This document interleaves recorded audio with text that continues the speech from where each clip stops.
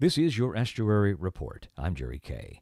We caught up with California State Assemblymember Jared Huffman, representing the 6th Assembly District, to learn about legislation he has introduced, AB 234. Well, the idea came from the aftermath of the latest oil incident that we've had on San Francisco Bay. Of course, we had the Costco Busan a few years ago, and we learned a few things in the aftermath of that, things relating to how we respond, how we organize volunteers, and a lot of legislation occurred to correct some deficiencies that were revealed by that spill. The same thing happened with the Dubai Star.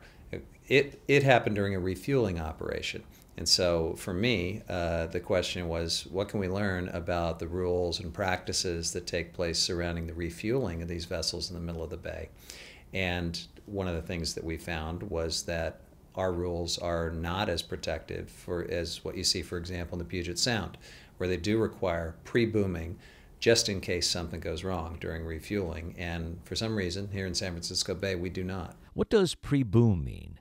When you think of oil spills and boom, I think people typically think of these fire drill exercises after a spill occurs, where we hurry to put out boom to try to contain the spill so that it doesn't get to shore. But pre-booming is sort of just what it sounds like. During a refueling operation, just in case, before something goes wrong, boom is deployed around the vessel. And then if you have something like what happened with the Dubai Star, which literally was as simple as the folks who conduct the refueling operation not paying attention and having the oil continue to spill out because they were over on the other side of the boat doing something else, the pre-booming would have contained that completely. A good precautionary measure. Why don't we pre-boom? That's a great question, and I have not been satisfied with the answers that I've gotten. They range from the Department of Fish and Game saying that the tides don't allow it in San Francisco Bay. However, we've looked at Puget Sound and other places, and they pre-boom in tidal conditions and currents every bit as strong as what we face in San Francisco Bay. So I'm not buying what I'm hearing for why we don't pre-boom, and that's why I have this bill pending. How significant are leaks caused by refueling? I think we're talking about spills that won't be huge spills. This is not going to be the Exxon Valdez. These are refueling operations.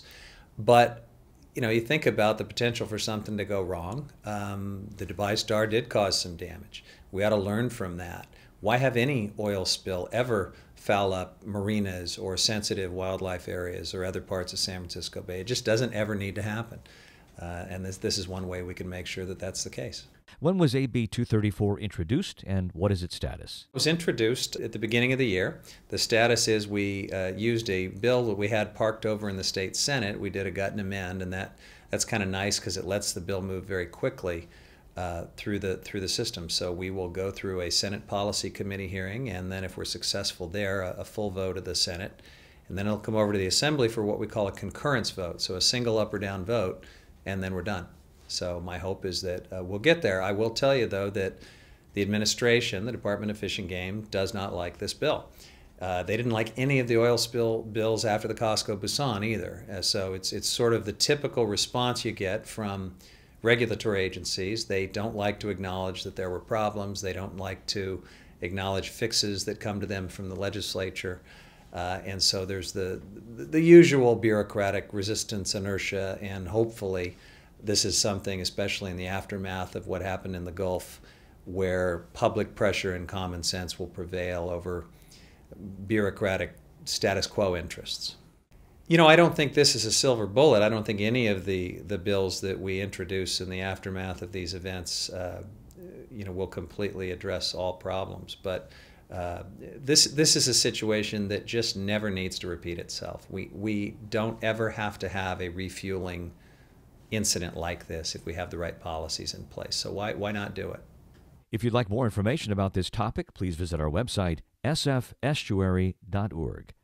For the San Francisco Estuary Partnership, I'm Jerry Kay.